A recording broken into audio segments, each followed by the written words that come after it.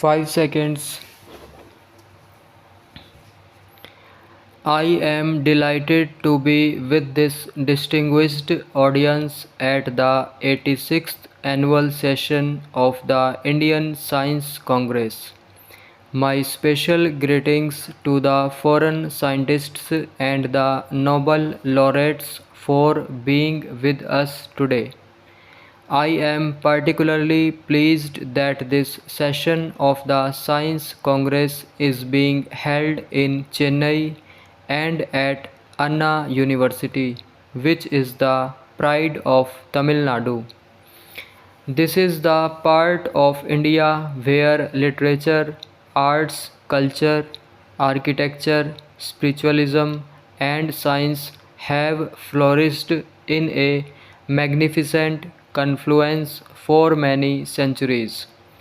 This land has produced giants of literature like the saint, poet, and philosopher Rashtrakavi Subramanya Bharati.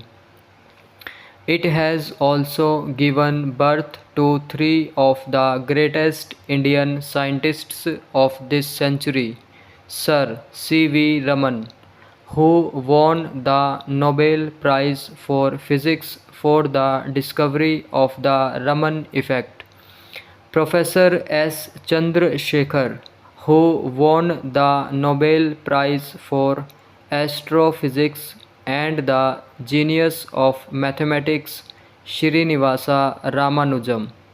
Science is a major driving force behind social change. There is no aspect of modern life that is untouched by the effects and products of science and technology. More progress of science and technology has taken place in this country than in all the previous centuries of known human history. Their impact on human life, indeed on planetary life, is certain to be far more profound in the coming century. Taken as a whole, the effects of science and technology have been both positive and negative, although, in my opinion, largely positive. All of us, scientists and non scientists alike, have to be concerned about how to minimize their negative effects and how to maximize their benefits for Bahujan Hitaye, for the greatest good of the largest number of people. It is obvious, however, that science and technology cannot by themselves take their benefits to the people. They do so in specific socio-economic and political contexts with the help of right policies and sound delivery mechanisms. That is why science has a vital stake in progressive politics. People oriented economics and governance, in turn, have a vital stake in scientific and technological progress, for it is one of the chief guarantors of prosperity and happiness. In this context, I am reminded of what Sir C. V. Raman had said in 1948.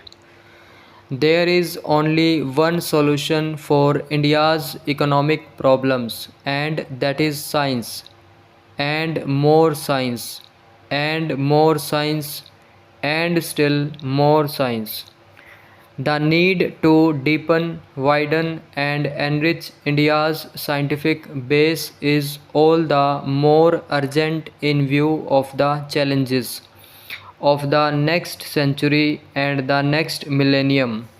It is well recognized all over the world that the societies that will survive and thrive in the face of these challenges will be knowledge societies. Knowledge and its application in a competitive global environment is going to be critical to the progress of nations in the fields of economy, education, health, food and energy security, national defense, and even culture. We need to raise the knowledge level of every section of the population. India has been the original knowledge society in the history of human civilization. This is the land where Gyan and Vigyan both flourished in antiquity. Due to historical reasons, our scientific tradition got weakened. The question before us now is, how do we, as a free nation with 5 decades of experience of independent development, emerge once again as a global scientific power in the early part of the next century? I would like to outline here some tasks that the scientific community, government, our educational institutions, industry, and society at large have to jointly accomplish.